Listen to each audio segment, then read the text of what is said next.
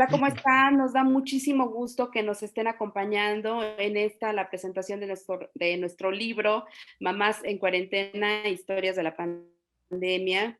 Esta idea que surgió de una necesidad de mujeres, mamás, trabajadoras, profesionistas, que pues nos tomó por sorpresa como al mundo esta pandemia de COVID-19 y de pronto pues nos vimos en el confinamiento con nuestros hijos, con nuestras hijas, un poco redescubriendo nuestro papel y nuestras tareas como mamás, porque bueno, veníamos pensando, lo hemos comentado mucho, que teníamos todo muy controlado en nuestra vida cotidiana, en nuestra vida profesional, ¿no? En casa, y de pronto resulta que tener que combinar todas estas tareas en un solo lugar, ¿no? Traer el trabajo a casa, atender, cuidar, pues bueno, ha resultado todo un tema, ¿no? Por muchos momentos muy agotador, pero también muy rico y de muchísimo aprendizaje. Entonces, bueno, pues queremos compartir con ustedes estas 48 historias que vienen en este libro, ¿no? Queremos que sea un retrato de lo que ha sido este confinamiento, de cómo nos ha tocado vivirlo a las mujeres, a las mamás, pero también creemos que puede ser un gran espejo en el que nos podemos reflejar eh, diversidad de mujeres. Mamás, lo hemos visto en el libro, no solamente hay testimonios de mamás que están en México, ya nos contará mi compañera y amiga en esta travesía de las mamás en cuarentena, cómo se conformó este grupo de mamás que están participando en este libro, pero sobre todo queremos también que sean textos que inviten a la reflexión de cómo nos va a llegar esta nueva normalidad, ¿no? Que ojalá venga también con cambios en derechos de las mujeres, con políticas públicas que protejan a las mujeres, que protejan a las mamás. Entonces, bueno, hay mucho para reflexionar en este libro. Ojalá que ustedes también conecten como nosotras vemos en estos 48 textos. Y bueno, pues me da muchísimo gusto dar la bienvenida a quienes nos están acompañando en esta mesa para esta presentación. Les presento en primer lugar a Nacheli Ramírez. Ella es presidenta de la Comisión de Derechos Humanos de la Ciudad de México, que además escribió un prólogo maravilloso para este libro. Muchísimas gracias y muy bienvenida. Gracias a ustedes, Olimpia, gracias. Y bueno, está con nosotros también Isela Lagunas. Ella es periodista y autora en este libro de un texto, créanme, imperdible, que ya el nombre lo dice todo. Cómo Teams desnudó a las familias, cómo Teams desnudó a las familias, ¿no? La escuela a distancia, un texto de verdad que no se pueden perder. Muchísimas gracias, Isela, por tu participación en el libro y por estar aquí acompañándonos. Gracias a ustedes por la invitación. Mucha suerte. Gracias. Y bueno, por supuesto, no podía faltar Cintia Rodríguez, compiladora también, periodista, que nos acompaña desde Milán. Para ella es madrugada en este momento, pero por supuesto no podía dejar de estar en esta presentación del libro. Muchas gracias, Cintia. Hola, hola Olimpia, Nacheli, Cela, muchas gracias por estar aquí, a todas por acompañarnos, a las mamás, como decías, a todas las que escribieron un texto magnífico para nuestro libro. Bueno, pues yo les quería empezar a contar un poquito cómo surgió la idea. Pues como ustedes saben, yo, y los que no saben, yo vivo en Italia desde hace casi 14 años y fue Italia el país de Occidente donde se dio los contagios más fuertes. Entonces, nosotros aquí empezamos a notar todos estos cambios. Tenemos pegada en la memoria la fecha del 21 de febrero, que fue cuando nos anunciaron que cerraban las escuelas. A partir de ahí empezó todo a cambiar. Yo me fui dando cuenta muy rápido, ¿no? O sea, de cómo se estaba cambiando toda la sociedad, o sea, desde que empezaron a desaparecer productos en los supermercados, eh, los niños que ya no iban a la escuela, el problema de las mamás con los trabajos, sobre todo porque les contaba que en Milán es una ciudad muy, muy particular porque es hecha de inmigrantes, no solo del exterior, sino del interior de Italia. Entonces aquí no tenemos las redes pues de las familias, las mamás, los abuelos. Entonces eso metió en problemas rapidísimo a la sociedad, ¿no? Que se quedaron sin poder ir a trabajar por el asunto de las escuelas cerradas, pero después problemas en general, como los extranjeros que no podían tampoco pasar a las plantaciones, que todo se quedó parado, los campos parados, las producciones, etcétera. Entonces, pues ahí fue una catarsis muy personal porque estuvimos en confinamiento muy duro en Italia y fue el darnos cuenta desde adentro de cómo estaba cambiando la vida. Entonces, pero sí el hecho de que las escuelas hubieran cerrado fue lo que nos enseñó más pronto a darnos cuenta que ya no iba a ser nada igual. Entonces ya pues platicando con Olimpia, porque desde la página de salud dijimos, bueno, tenemos que empezar a contar y se nos ocurrió invitar a las mamás pues de varias partes, porque por fortuna tenemos amigas en varias partes del mundo, para que empezaran a hablar pues de esta problemática, cómo lo estaban viviendo, porque en México pues el problema empezó un mes después de lo que empezó aquí, ¿no? Entonces pues así surgió y pues ha sido pues chocante, pero a la vez maravilloso porque nos ha dado también mucho tiempo para reflexionar. Pero bueno, pues en esto de las escuelas, pues Isela es una de las que sabe porque pues tiene hijos chicos y ha seguido toda esta dinámica escolar que se desencadenó. Entonces, bueno, pues tú platícanos, Ise, ¿cómo la has vivido? Hola, ¿qué tal? Buenas tardes. Pues primero que nada, gracias por la invitación. Me divertí mucho con el texto y así lo vi cuando llegó la invitación por parte de ustedes a sumarme a este proyecto.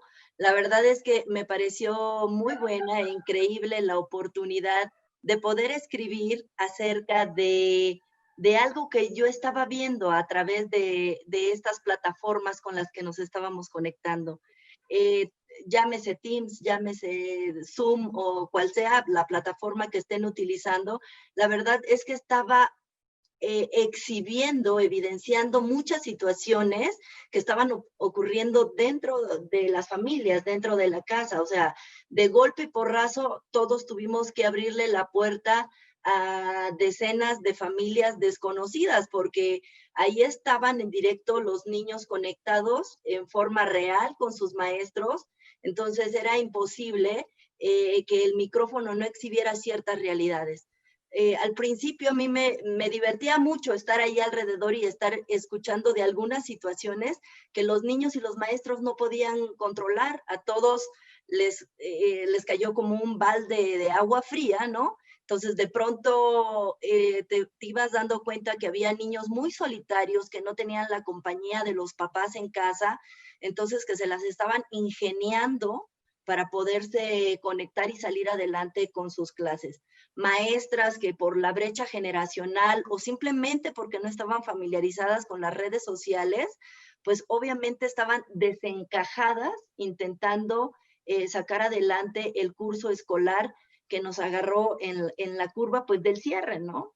Entonces había episodios, sí, muy chistosos de papás que no habían podido suspender su trabajo y de pronto irrumpían en plena clase, o sea, en pijama, despeinados, gritándole así, a grito abierto a las maestras que esto no era fácil, que estaban muy estresados, que no sabían cómo sacar adelante los hijos en clase y por otra parte las exigencias laborales, ¿no? En otras maneras, se empezó a ver también esta parte de los gritos, de la violencia, del estrés manifestado en violencia hacia los niños.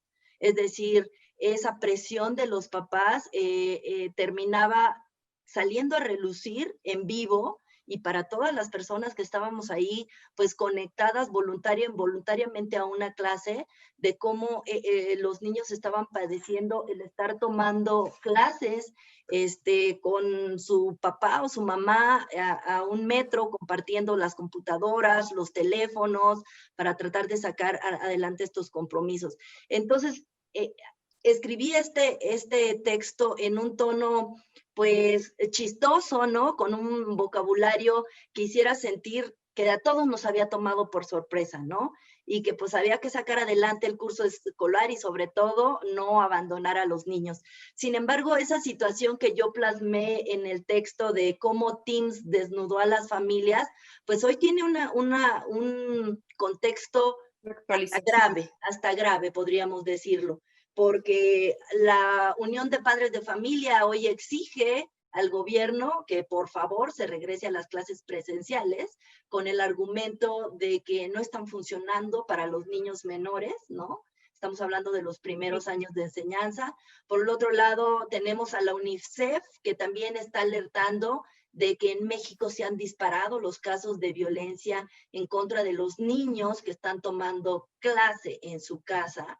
Entonces, sí tiene ese ángulo divertido de cómo nos tocó a todos de sorpresa, teniendo que sacar adelante esto, pero también está este rostro de todos los personajes que estamos viviendo las clases en línea, incluidos los maestros, ¿no?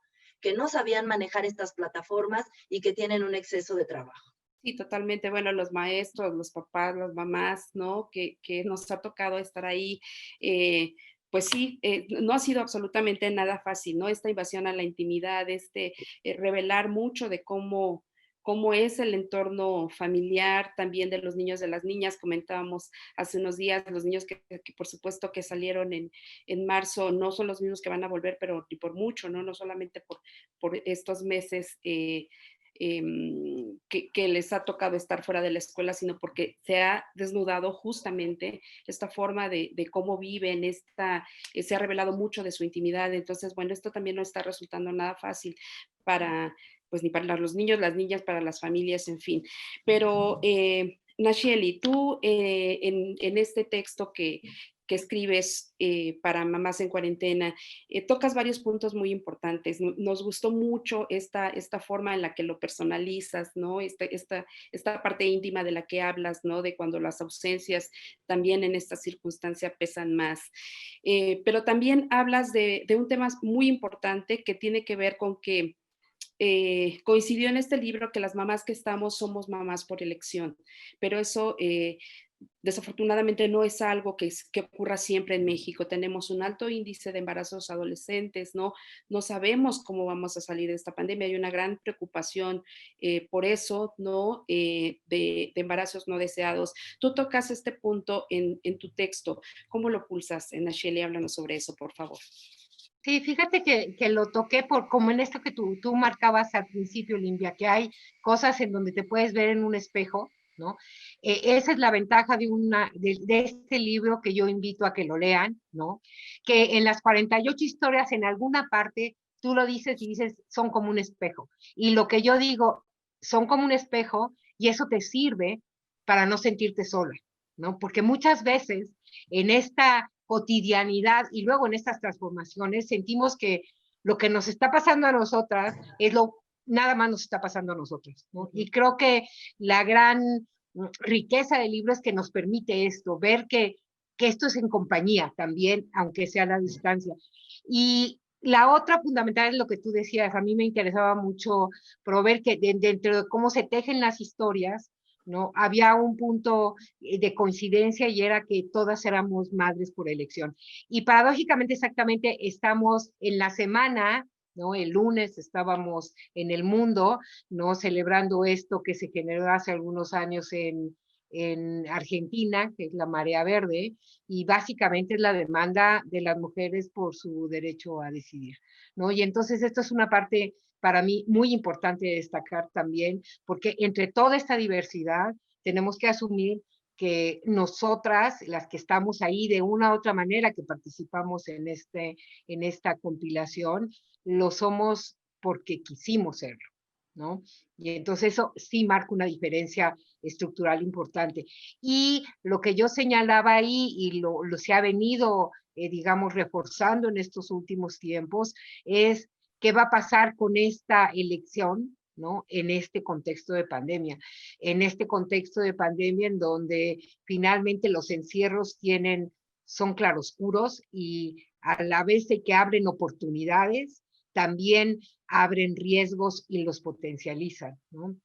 Y uno de ellos puede ser exactamente el no poder, por ejemplo, tener acceso a anticonceptivos o ser sujetos a una violencia tal que permita que tú tengas embarazos no deseados, ante un México y en un mundo, porque el proceso de embarazo adolescente es un asunto que compete a todos, a la mayoría de los países. Algo está pasando con nuestras jóvenes y nuestras adolescentes, que más allá de la estructura multifactorial que tiene este fenómeno, deciden que su futuro de vida a los 15 años es ser mamá, ¿no?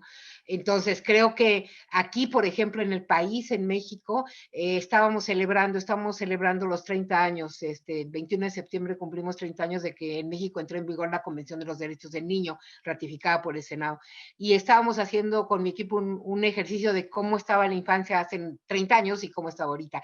Y uno de los indicadores que siguen más bien en retroceso es el de fecundidad en adolescente.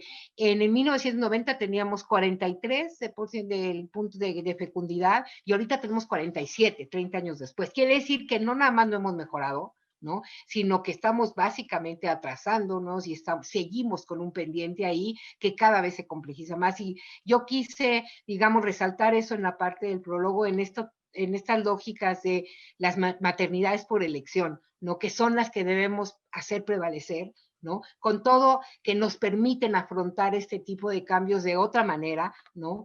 Y más amorosa, más gozosa con todo y los problemas que hay, y que pues esa es una parte importante. Y pues bueno, sí quisiera compartirles que yo tengo la dicha de tener muchas amigas periodistas como las que están aquí, y varias de las que escribieron.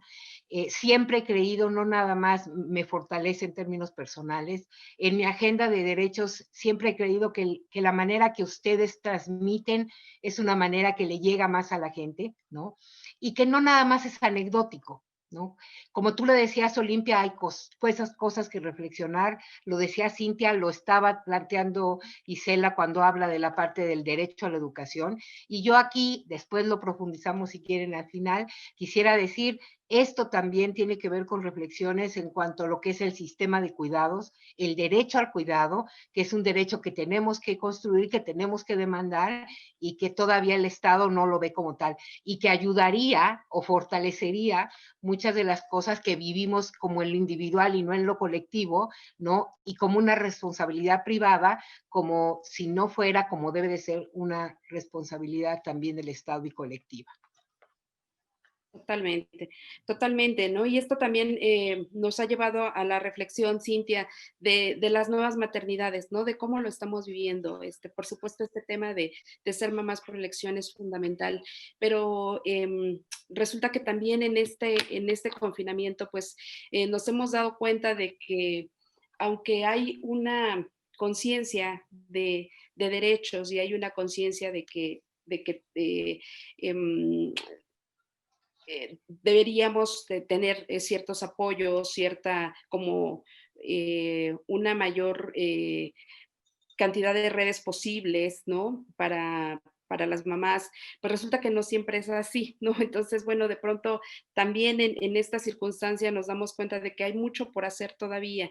Y afortunadamente este mosaico de mamás, esta diversidad de mamás que participan en el libro, lo ponen el punto en varios temas y lo hacen muy bien. Cintia, platícanos un poquito pues, de esta diversidad de mamás que están participando en este libro.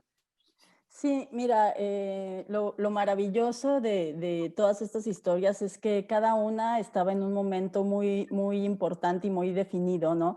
Por ejemplo, tenemos los casos de Carla Guajardo o Lisbeth que estaban embarazadas y que de repente en la pandemia les tocó parir y tuvieron la cuarentena dentro de la cuarentena y lo que significaba no poder ver a nadie, o sea, no dejar que se acercara a nadie. Después Angélica Simón, que tiene niños chiquitos, que se quedó sin guarderías y que se puso a reflexionar, pues lo importante que es este servicio, no nada más para la gente que trabaja, sino para todas en general, que deberían de tener esta posibilidad de dejar un momento a los hijos con alguien, ¿no? Que no todas lo tienen tampoco. O tú, o Isela, yo, Alejandra Boites, que tenemos hijos chiquitos, Marta Lilian en edad de primaria, y que de repente nos decíamos, bueno, pues a lo mejor no es tan importante porque apenas estaban aprendiendo a leer o apenas estaban aprendiendo a sumar o estaban jugando, etcétera, pero te dabas cuenta al final que sí, porque lo dramático de haber cerrado las escuelas es que les cortaron a los niños su entorno social más importante. Entonces, eso realmente es muy, muy dramático. Yo lloraba, ¿no? Cada vez que se alargaban los tiempos, porque decía, es que es increíble, o sea, hace un año me estaban hablando de supuestas novias y ahorita los tengo enfrente de una pantalla, entonces era impresionante. O después, o mamás como Ofelia o Asillade, que están los hijos en la preparatoria y a punto de definir, Patti, Sotelo, Amparo Trejo, Isabel, Lupita, que estaban también sus hijos a punto de pasar a la universidad, pero no sabían en qué momento iban a estar, o Marta Ramos, que ya también tiene a su hijo en la universidad y estaba programando con un chorro de proyectos ahí en puerta. Después María Luisa, ¿no? Que pensaba, María Luisa Díaz de León, una gran amiga, gran periodista, que pensaba que ya sus hijas antes de la pandemia pues se iban a ir de su casa y de repente se da cuenta que van a estar todavía un poco más de tiempo, y al final son todas, también Clara Torres, Diana Álvarez, o sea, muchas que decían, al final de cuentas, la pandemia también ha significado un regalo de tiempo con las personas que más quiero, que son los hijos. Entonces, eso yo creo que ha sido una reflexión de las mamás, que creíamos que ya teníamos todo solucionado, que lo podíamos todo, pero que sí también nos faltaba esa parte, ¿no? Uno de los textos que se publicaron al final, por ejemplo, de Daniela Pastrana, que contaba que nunca había estado tanto tiempo con sus hijos, y de repente también, pues obviamente entras en crisis porque dices, oye, ¿ahora qué hago? O sea, sí los conozco, no los conozco, pero se dan cuenta que es maravilloso poder estar tanto tiempo con sus hijos, ¿no? Y bueno, pues es eso, es esa parte, pero volvamos otra vez a las escuelas, porque ha sido, al menos en Italia, ha sido la columna vertebral ahora, ¿no? En esta nueva normalidad, y que el gobierno decidió entremos, o sea, sobre todo para los más chiquitos, porque sí se dieron cuenta que la violencia estaba creciendo, que por ejemplo muchos niños se habían quedado sin una dieta porque la única comida segura que tenían era la de la escuela, y sobre todo pues la relación que tejen, ¿no? Con los maestros, con los compañeros. Entonces yo creo que, por ejemplo, la responsabilidad que asumió el gobierno italiano de decir entremos, o sea, con todas las consecuencias que hay, porque ya empezaron a haber más contagios, etcétera, pero sabemos que ya estamos como preparándonos para una segunda onda y no queremos que sea tan dramática como fue la primera. Entonces, seguimos todos como responsablemente enviando a los hijos a la escuela con ese miedo también y esa incertidumbre, pero creo que con más calma de saber que los hijos, al final de cuentas, les hace muy bien estar en espacios como las escuelas. Entonces, bueno, cuéntanos tú Ise, ¿cómo la ves? Bueno, pues acá en México también ya se está, pues está en el mismo dilema. Por un lado, quieres que ellos vuelvan a ese ambiente, ¿no? A ese ambiente con niños, con maestros, donde ellos aprenden, pues, reglas básicas de la convivencia, ¿no? Pero por otro lado, pues está el temor, ¿no? Que persiste pues, todo este tema del contagio. Sin embargo, acá el gobierno en México pues ha planteado el mes de octubre como una fecha tentativa para que pudieran regresar de manera paulatina a las aulas en ciertos estados, ¿no? Y se habla de cierto orden, el 50% de los niños un día, el otro 50% otro día, y me llama la atención que la propia SEP plantea esta situación. Al regreso eventual a las aulas en este octubre, que pues ya estamos a la vuelta de la esquina, la SEP plantea dos cosas. Las primeras semanas será una de evaluación del conocimiento de los niños, cómo regresan a las aulas los niños, y otra cosa es la evaluación emocional, ¿no? ¿Cómo afectó a los niños? Yo creo que ahí debemos hacer una pausa, y algunas escuelas están muy interesadas en esta parte, y en lo particular nos hacen hincapié a los padres de que no más que la preocupación por una calificación, en este momento debemos estar como padres de familia muy atentos al entorno emocional de los niños, ¿no? ¿Por qué plantear una evaluación de la emoción? Porque todos estos meses los niños estuvieron expuestos a estos temas de violencia que ya comentamos, ¿no? A los gritos de padres estresados, a la presión misma de sacar adelante un curso escolar. Entonces, urge, sí, que regresen a la convivencia, pero también hay que tener en cuenta algo. Esto es temporal, siempre hay que tenerlo en mente. Este confinamiento, ellos nos tienen, pues, a nosotros en primera instancia como el recurso más valioso que los puede sacar adelante, ¿no? De nosotros como padres de familia depende que este confinamiento marque de qué manera a los niños, de manera positiva o que dejen una profunda huella pues, de agresión, ¿no? Entonces, pues estamos preparándonos para ese regreso. Sí, totalmente, totalmente, porque esta falta de socialización no sabemos cómo les va a pegar, ¿no? Dependiendo, por supuesto, de su estructura familiar, dependiendo de su entorno, va a ser diferente y habrá que trabajar con cada niño esta parte de la socialización y la salud emocional, darles herramientas, por supuesto, para ver cómo van a volver a esta convivencia escolar, ¿no? Que coincido plenamente con Cintia, es fundamental. Es cierto que de pronto pensábamos, bueno, pues si están tan chiquitos, tal vez no vaya a ser tan duro. No, sí lo está haciendo, realmente sí lo está haciendo. Y algunos de los textos también ahora que me vienen a la mente con esto que comentas, Isela, ¿no? Uno de ellos que su hijo, el hijo de Yetlanesi, ¿no? Alcaraz, que también colabora en este libro, le preguntaba, mamá, ¿cuántos muertos va a haber hoy? ¿No? Tan chiquito, pues, ¿no? Y entonces, y tiene este contacto brutal con temas de muerte, ¿no? Sin entender todavía muy bien, pero bueno, ya los niños les dices del coronavirus y saben que tienen que protegerse, saben que no pueden salir y qué terrible tener que pasar estos días con miedo. Pero bueno, es ni hablar, es con lo que hay que convivir, es justamente lo que hay que trabajar, ¿no? Y bueno, pues este regreso a la nueva normalidad que también tiene estas aristas.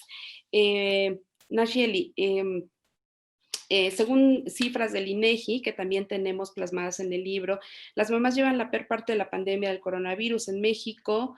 15 millones de mujeres tienen sobrecarga de trabajo multiplicada por la labor doméstica, la de cuidado y la crianza. Además, han visto reducidas las horas de sueño, bien con estrés y muchas de ellas con violencia familiar, que es un poco lo que tú ya nos decías, ¿no? Los temas de violencia que también se van a generar y a desatar y aumentar en esta, pues en lo que sigue, ¿no? Y es que también mucho en lo que hay que trabajar.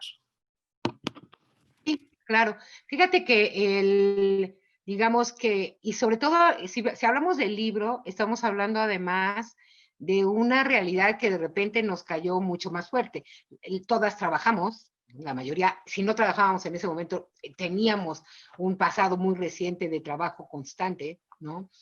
Y de repente también nos cambia el escenario, hasta para las que trabajaban en casa, ¿no? Muchas de ustedes hacen mucho trabajo cotidiano en casa, pero la verdad es que el contexto enmarcó esto que estás planteando, no nada más en lo que tiene que ver con violencia, sino las cargas en términos del trabajo de todos los días, ahora sí, todos los días, tener que hacer, tener que estar y tener que estar atendiendo, ¿no? Y todo el tiempo y concentrados en los niños, en las niñas, que además, digamos, tiene sus matices de diferencia en cuanto a la autonomía, si es que tienes un bebé o un niño en primera infancia, a que si tienes una adolescente, pero como lo vimos en muchas de las historias, digamos, todas tienen, digamos, tienen un impacto y tuvieron un impacto real en términos de las cargas a mujeres. Yo creo que hoy, además, si tú lo ven ahí y ustedes lo plantearon muy bien en la introducción, también hay cuestiones que tienen que ver en este regreso, porque esto no se acaba aquí.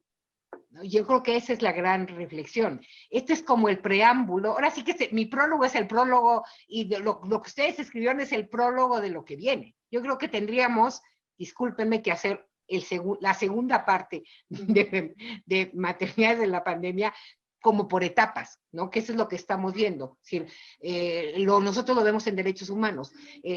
Digamos, las quejas, lo que la gente se acerca, ha ido cambiando dependiendo de la etapa de la pandemia, ¿no? Los retos en escuela, todo esto va a ir cambiando. Y creo que nos toca una época muy fuerte de transformaciones, muy fuerte en términos de lo que a las mujeres nos va a tocar vivir. Las mujeres somos, digamos, quienes sostienen en mucha medida las jefaturas familiares en la Ciudad de México, por ejemplo, y se dedican al trabajo informal, ha estado pegando muchísimo en el trabajo informal, se está hablando de cómo las pérdidas de trabajo formal van a tener una preferencia masculina. Acuérdense lo que pasó después de la Segunda Guerra Mundial, por decirlo así, el desplazamiento laboral de las mujeres cuando regresan los hombres de la guerra, cuando tenías posesionado un avance, pues vamos a tener problemas en general que tienen que ver con el empleo, con el trabajo, y le va a pegar doblemente a las mujeres, ¿no? Entonces creo que tenemos que tener esta perspectiva de género, continuar viéndola y revisando en aspectos. Y la otra parte es algo que es bien interesante, es cómo tenemos que entender que en las niñas, los niños y los adolescentes hay un impacto como nos impacta a nosotras, la misma incertidumbre, el mismo estrés y la misma preocupación por los alrededores y por lo que pasa, le impacta a nuestros hijos y a nuestras hijas de diferente manera. Pero lo que tenemos que hacer, si esa realidad está ahí, y fíjate que me robaste lo que Yetlanesi habla cuando habla de cómo su hijo en la bañera le pregunta eso cuando le está bañando, y tiene 4 años, ¿no? Pero, por ejemplo, Silvia Elizabeth Rodríguez nos habla de su hija que va a entrar a la universidad y cómo le reclama, cómo su angustia es: perdí mi graduación, ¿quién me va a reponer este tiempo perdido? Que es como estas lógicas también ya cuando eres adolescente, que es verdad, o sea, ¿quién en esa etapa de vida? Los días son fundamentales, ¿no? Aunque se te olviden después, son fundamentales. Y creo que el primer reconocimiento que se hace a lo largo de todas las historias, y creo que eso es muy importante, es el gran reto que tenemos, no nada más por la supervivencia económica, sino como Isela lo marcaba, la supervivencia emocional y de contención, que además es algo que es responsabilidad de nosotras, lamentablemente, ¿no? ¿Por qué? Porque todavía no tenemos democratizada la crianza, ya vemos claro. Eso es una realidad, ¿no? Entonces, esa realidad nos coloca en lo que tú estabas planteando, Olimpo, y en lo que yo estoy completamente de acuerdo, ¿no? Vamos a tener, yo ya ni siquiera hablo ya de triples jornadas, yo creo que es como multijornada, así como multitask, ¿no? Es todo lo que finalmente hoy es nuestra realidad. Sí, totalmente. Y además, bueno, también esto que comentaba Cintia, dentro de toda esta situación complicada que nos ha tocado vivir, hay un regalo de tiempo, ¿no? Y hay también como una reflexión en ese sentido, ¿no? De manera personal, de manera como mamás, de manera particular, como cada una lo ha venido redescubriendo su papel, ¿no? Viene reconociendo a su hijo, a su hija de manera diferente, ¿no? Viene reflejándose en ellos o en ellas, ¿no? Como a mí me ha tocado ver a mi hija, ¿no? De pronto les comentaba como en actitudes mías, que a mí no me gustan mucho y las veo en ella, ¿no? Porque finalmente pues ellos imitan todo y entonces de pronto la veo y me reflejo mucho en estas actitudes, me veo en ella, ¿no? Entonces, bueno, eso también nos lleva a reflexionar cómo lo estamos haciendo, qué es lo que les estamos transmitiendo, de verdad. Esta pausa puede ser muy importante para cómo vamos construyendo nuestra maternidad de aquí en adelante, ¿no? También cómo vamos acompañando a nuestros hijos, a nuestras hijas, cómo los vamos guiando, cómo les vamos dotando también de esta autonomía, de esta desde aprender a decidir, a tomar sus propias decisiones, acompañándolos, ¿no? Pero no imponiéndoles. Y bueno, pues en fin, la reflexión que da para mucho más. Yo te pediría, Cintia, que pausáramos un poquito para dar algunos agradecimientos antes de hacer la ronda de conclusiones. Sí, claro. Nada más Entonces, déjame decir una cosa que creo que es sí. importante de cómo esta pandemia nos replantea que tenemos que mirar de diferente manera nuestras propias maternidades. Hace poco estaba leyendo un libro sobre cómo, obviamente escrito antes de la pandemia, de cómo las mujeres ya habíamos llegado a un punto de que para ser madres, pues no necesitamos de una pareja, decidimos el momento en que nos queremos convertir en madres y podemos tener algunos métodos de fertilización y ya. Pero con esta pandemia de repente nos dimos cuenta que ya nos creíamos, ¿no? Que estábamos del otro lado y que éramos las más fregonas, etcétera. Pues que en realidad que no podemos hacer todo, ¿no? Solo que somos, creo que demasiado optimistas, porque creo que tenemos que ser muy optimistas para sacar adelante todo. Y bueno, pues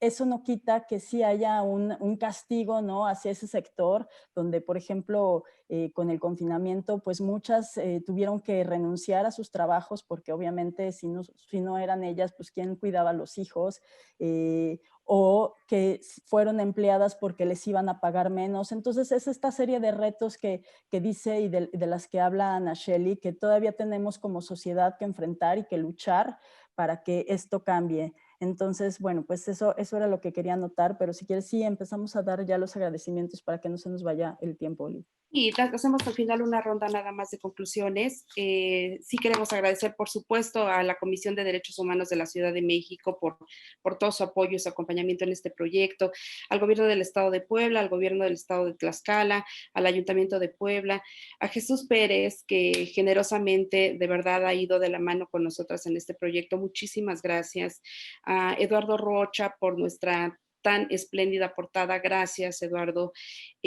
A Cecilia González, María Teresa Priego, María Luisa Díaz de León por los bellísimos endosos que nos hicieron para el libro, al área de comunicación del Instituto Nacional de Perinatología, a Global Design por guiarnos también en este mundo de la edición digital, por supuesto a cada una de las mamás que participaron en este libro, Albertina Gallardo, Alejandra Boites, Alejandra Esteves, Amparo Trejo, Ana Bretón, Angélica Simón, a Cillade Uriarte, a Citlali Santoyo, a Clara Machín, Claudia Salazar, a Cintia Rodríguez, a Daniela Pastrana, a Delia Angélica Ortiz, a Diana Álvarez, a Elizabeth Garro, a Fernanda Alvarado, Fernanda de los Ríos, a Graciela Rock, a Guadalupe Camacho, a Isela Lagunas, a Karina Cuevas, a Carla Guajardo, a Carla Miguelena, a Lisbeth Diego, y de manera especial yo quisiera mencionar a Mónica Díaz por su lucha incansable por visibilizar a las mamás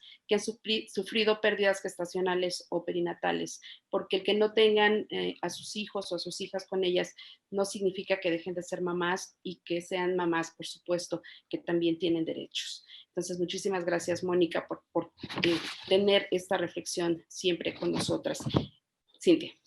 Sí, agradecemos mucho a Lupita Vilés, a Luz Romano, a Magda Robles, a Margarita López, a María Elena Matadamas, a María Giovanna La Barbera, a María Luisa Díaz de León, a María Luisa López, a Marta Ramos, a Marta Lilian Rodríguez, a Mayra Landaverde, a Miriam Gómez, a Norma Saldaña, a Ofelia Ramos, Olimpia Velasco, Patricia Sotelo, Verónica Alejo, Verónica Gascón, Sara Cortés, Silvia Isabel Rodríguez, Tatiana Dalid, a Wanda Muñoz, a Yetlanesia Alcaraz y por supuesto a todos nuestros hijos, hijas que han resistido con nosotros esta pandemia.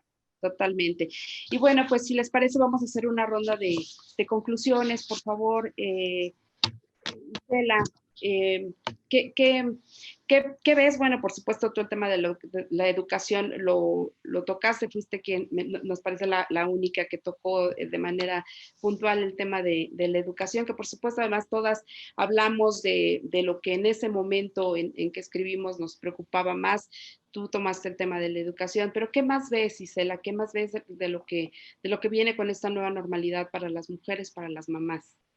Yo considero que vienen momentos muy difíciles para los niños, ¿no? este regreso a las clases presenciales que eventualmente pueda darse en México, será un tema de desprenderse nuevamente de los padres a los que ya estuvieron acostumbrados estos 6 meses, y que no es lo mismo la convivencia que se van 6 horas a la escuela, en el mejor de los casos, ¿no? Ahora seamos muy cautelosos de que todo este tiempo no estemos volviendo a nuestros hijos niños inseguros, ¿no? Porque lo comentaba yo el otro día a manera de broma, que mi hijo me dice, oye, voy a tener examen, siéntate aquí junto a mi lado, ¿no? Y le digo, ¿cómo? Pues si yo no resuelvo los exámenes contigo o por ti, no voy a tu salón, ¿no? Entonces, eso han estado muy pendientes las autoridades. Tú como papá debes estar ahí para apoyarlo en temas de tecnología, ¿no? De conexiones, de proveerles lo que te están solicitando, pero otra vez, insisto, el tema emocional es muy importante en estos momentos para que ellos puedan engancharse nuevamente a lo que era su vida diaria. Insisto, por último, yo diría que estos son momentos muy difíciles para todos, pero también momentos de oportunidades que como periodistas o como mamás simplemente, tal vez nunca volvamos a. Totalmente, totalmente de acuerdo. Sí, sí, justo cuando ya teníamos listo el libro, dijimos, bueno, al final, esto que empezó como una gran preocupación, ¿no? Está terminando siendo una gran, gran oportunidad. Nacheli Ramírez, por favor. Sí, pues simplemente el decirles, bueno, volver a insistir que lean las historias, son 48 historias maravillosas. Insistirles en que este proceso es a la vez de catártico, es sanador, ¿no? Invitar, ojalá no nada más a que lo lean y lean las historias y se reflejen, sino que escriban como quiera que sea, o que hablen como quiera que quieran hablar, hasta si quieren en un espejo, ¿no? Para que no te sientas en soledad, creo que eso es sumamente importante. La otra es que pensemos en este tiempo como nuestras propias maternidades. 9 meses a término, más o menos. Ahí vamos, en noviembre para Cintia, para nosotras en diciembre ya estaremos en los 9 meses, y pensemos que algo hemos estado formando y construyendo, esta vez no en nuestra matriz, sino en esta otra matriz, ¿no? Que nos permita echarle para adelante, ¿no? Creo que eso es lo que debe prevalecer. Si uno no le apuesta a la empatía, si uno no le apuesta a esto que nos hace ser colectivo, si uno no lo apuesta a que a pesar de lo que esté pasando y lo que vaya a pasar y cómo se nos transformó y se nos va a transformar el mundo, como no lo teníamos pensado simplemente el año pasado, por decir un punto de referencia, estaríamos perdidos. Y déjenme concluir simplemente con, acabo de leer, Rosa Montero es una de mis escritoras favoritas, acaba de sacar su último libro que se llama La Buena Suerte. Entre otras cosas dice que la buena suerte se construye, y también lo creo, ¿no? Pero termina casi al final con una frase que me gustó mucho y dice que ser feliz es un hábito. Y entonces, pues decirles a todas que las que escribieron, las que promovieron esto, en específico a Limpia y a Cintia, que eso es lo que les decía, lo que tenemos que repetirnos. Eso es lo que tenemos que hacer como un hábito, ¿no? Y eso es, ¿no? Como bien lo decía Olimpia en su escrito, lo que tienes que transmitirle en términos de que exactamente estar contigo y la convivencia es su puerto de paz, ¿no? Y que pues manos a la obra. Cintia decía en su escrito algo que espero que ya esté tomando en cuenta, y es que tiene que comprar un perrito, ¿no? A mí no, no me ha hecho falta eso, tengo una distrópica perrita que nos ha acompañado durante toda esta época, y entonces esos son los tipos de aprendizaje a los que me refiero, y a los que Aisela igual ha hecho referencia ahorita que nos comparte. Entonces, pues a leernos, ¿no? Y muchísimas felicidades. Muchas gracias. Muchas gracias, Nacheli. Bueno, pues yo no quiero espolear porque, bueno, ya como saben, yo estoy más adelantada y ya regresamos a las escuelas y pudimos alcanzar un poco de normalidad, ¿no? De esta nueva normalidad. Pero sí se necesita mucha más paciencia porque ya sabemos que en cualquier momento nos cierran, o sea, en cada momento estamos ensayando con las maestras las reuniones por Zoom o por Teams. Estamos en una etapa, como dijo el presidente del Consejo del Consejo de Ministros, que ya cada uno tiene que ser responsables, ¿no? Como papás, ya no puedes llevar a tu hijo a la escuela si está resfriado, si está moqueando, porque sabes que se va a contagiar y que eso puede provocar otras cosas.